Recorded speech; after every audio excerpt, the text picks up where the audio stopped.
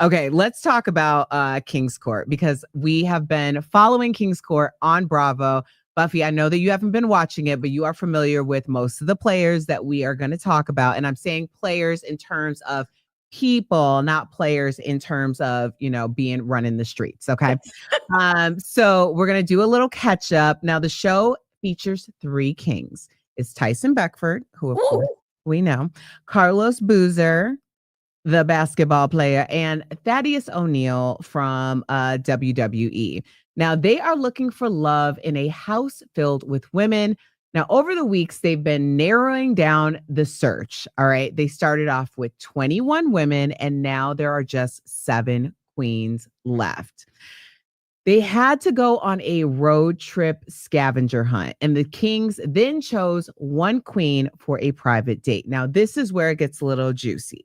Think like fantasy suite without the fantasy suite. Because now this is the first time that we're seeing it like become potentially a relationship. So I'm invested in this. So first we're going to talk about Carlos. He told Janae that he loves her and asked her to be his girlfriend. Now, Janae has been kind of like the day one for Carlos. Claudia and I called this since day one of the show. It seemed very evident that Carlos is someone who falls hard and fast. Okay.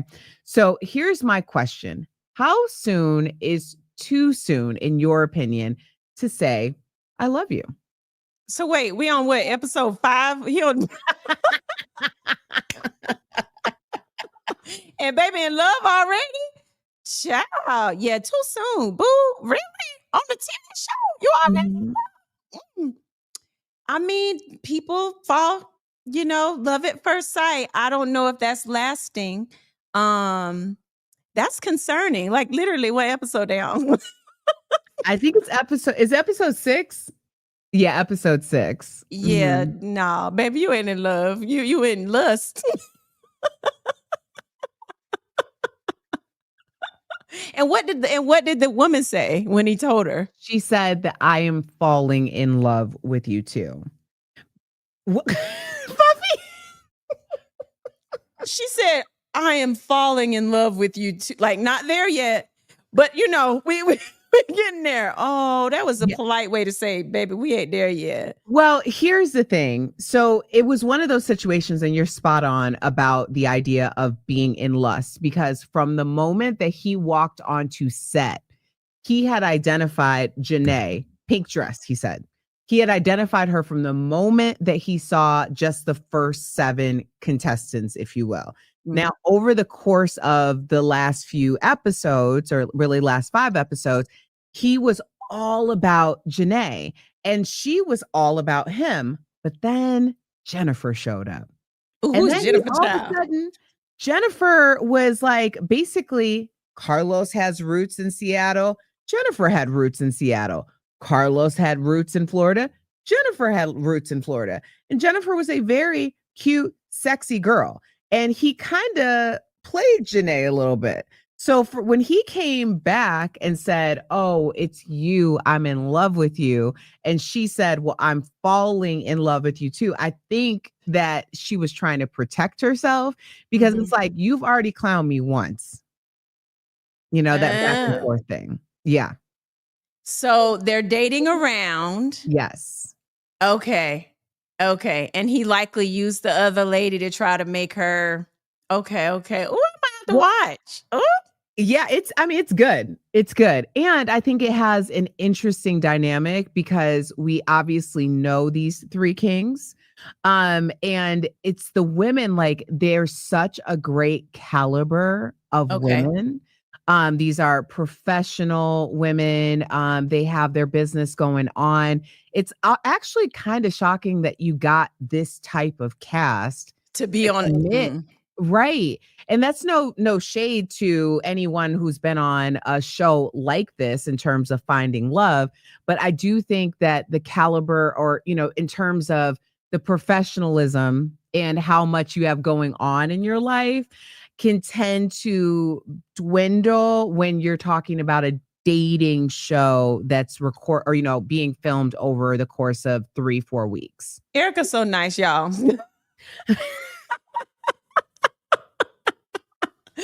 We know exactly what you mean, honey. We know exactly what you mean. So, okay, so they got, great. So now I'm already hooked. Now I didn't realize this. Okay, so it's not the typical. Which there's nothing wrong. And there's nothing wrong with that, girls. Get your bag. Ain't nothing wrong with that. But so no, that's interesting. And then also I saw the Holly Robinson Pete and her Yes. husband. Are they the And hosts? Rodney Pete. Yes, they are the hosts because Queen's Court, I think, was on VH1. Or so there's a Queen's Court version. They've done 2 seasons. I think the first season was with Nivea and Lisa Ray, and there Love was Lisa. yeah. And there was one other person. I think there's been 2 seasons of Queen's Court. So this is the first time that we're getting King's Court, and they moved it to Bravo, which I thought was a very interesting move. And I'm interested in knowing more about how that happened. And if we can expect that to continue. Because, I was like, oh, so we're putting 3 black men starring on. Bingo. Bingo, not normal for that network. You're right. Yeah. I'm so good. Diversity, good. I'm like, we have to support this show. I will now. I will absolutely support it. Because we want more programming like this. Right. I love it's on Bravo. Okay. Now tell me more. Okay. What's going on with these people? We're moving on to Thaddius. Now, Thaddius, I adore Thaddius. Oh, he's so cute. Oh my gosh, he's so cute. Thaddius left his private date with Catherine after bringing up her jealousy. Catherine then dropped in on Tyson and Carlos's private dates with other women in the house. So to talk about, basically to air her grievances about how Thaddius responded to her. So is jealousy ever a sign of love, or is it always a deal breaker? Yeah, it's a deal breaker when it's episode 5 or 6 of a show and then you interrupting somebody else's dates with your drama. Girl, interrupting somebody else's dates talking about this. That's not cute at all. If you have a problem with that, go talk to him. Don't be going to other people's dates, ruining and talking about the mess. That's crazy. So like jealous, like real jealous, because he's dating other people, which is what the show is about. Right. But that's the conundrum, though, because these are women who are used to being pursued. So the idea that 21 or 7 to 21 women are in the house who are high valued women. I don't know. I don't know how else to. No, not high value. So it probably is. I mean, can you imagine vying for a man? You're living in a house with a bunch of other women, and they're like women that you would be like sister friends with. Right. Like, and then you're like competing for the affections of these 3 dudes. One of them, Tyson, I can get the fighting for Tyson. It's probably like really a mind, it's a crazy thing for your mind because you're like, what is wrong with you? I have not engaged in a dynamic like this with a man since junior high, maybe kindergarten. Right. So it's difficult for her because she's not used to it. She's used to being the high value woman in the room. And so now you're in a sea of other high value women who are equally as successful and beautiful and smart as you are. And so that may be difficult for her. Well, baby, it is what it is. But don't be going around interrupting other people's dates. That ain't cute. Nuh-uh. Talk to Thaddius about it. Yeah, well, Siobhan Lewis says Thaddius is controlling. Thaddius is now for a second time having a problem with a woman expressing her displeasure with the messy behavior of other women. Okay, Siobhan, I'm glad that you brought this up because yes. So Thaddius, we had one of the queens from King's Court, Dr. Shawanda, on last week. And she was explaining because there was a scene between her and Thaddius because Thaddius had referenced her as aggressive for a few times. Yeah.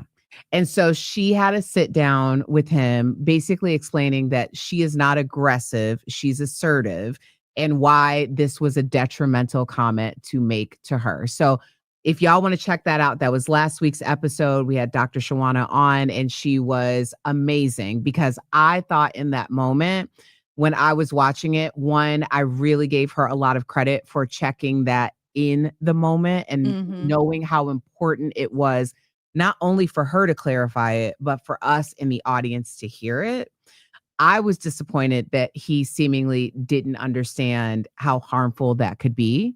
But then I kind of to that comment, I was feeling some type of way too. Thaddius is a very strong personality, like alpha on alpha.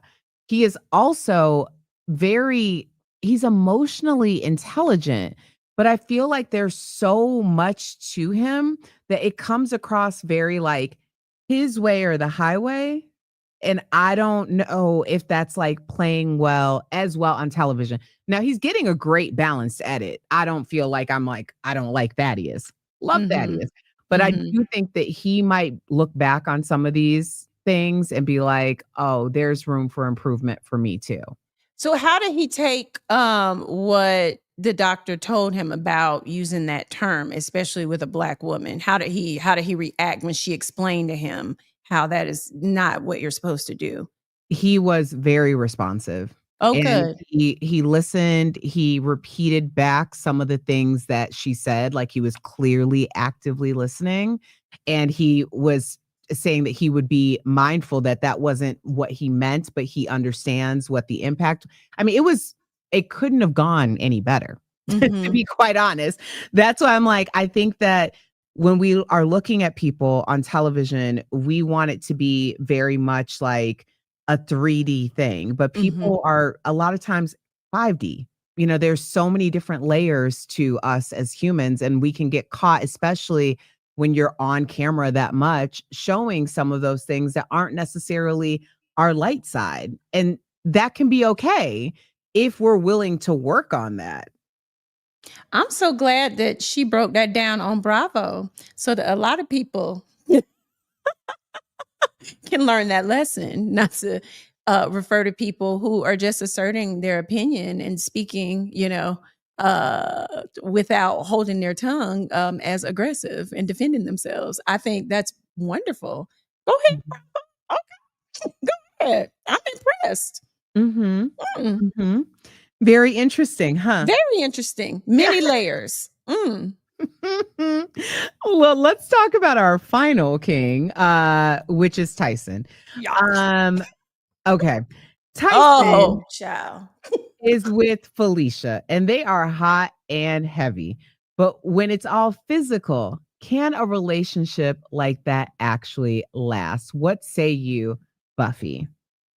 Well, I'm going to say this. If you don't have the physical, the relationship ain't going to.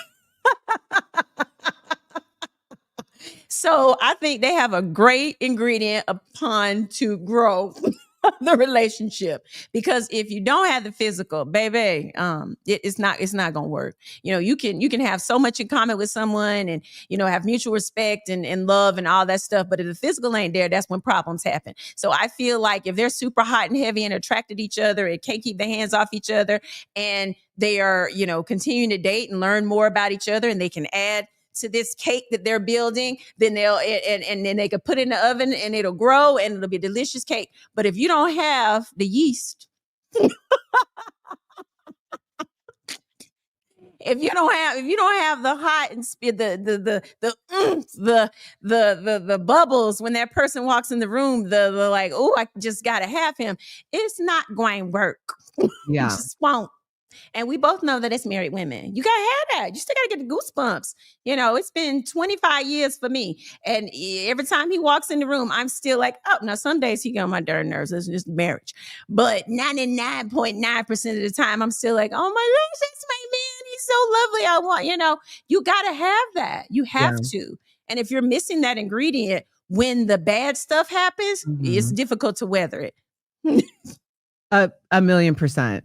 A million percent. I do think that both of those things feed into each other too. Like, I mean, Anthony and I have been married for 9 years. We've been together for over a decade at this point. Yeah. And it's like, now I'm really seeing what the formula is and how that formula kind of like ebbs and flows from like year or month 1 to year 10, year 11. And it's like where it might have been like 80% physical, 20%. And then it's like this whole like, sometimes you're like 50-50. Then it's like, Right. oh, when it gets to a certain percentage, you're like, okay, bring some of this back over here because Right. Right. But it's like, if you're struggling financially, let's say, which is most marriage problem, but he laying it down. I don't know,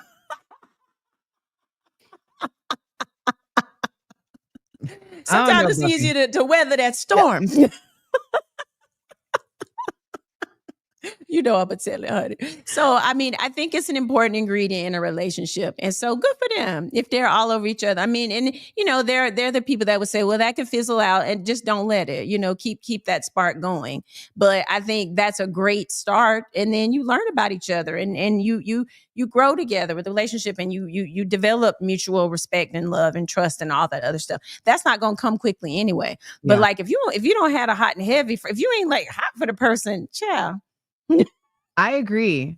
I really agree, especially because when you said this earlier, when, bad times come and there are going to be, ups and downs. And when you're down, if you're not getting down, it does make it, a little bit more difficult. But I also think to just warn, especially women, because I feel like a lot of men can last a little longer in terms of like getting down to the deep stuff, but women, we can be emotional creatures. So my only thing and red flag about this situation with Felicia and Tyson is that they don't know fundamental things about one another.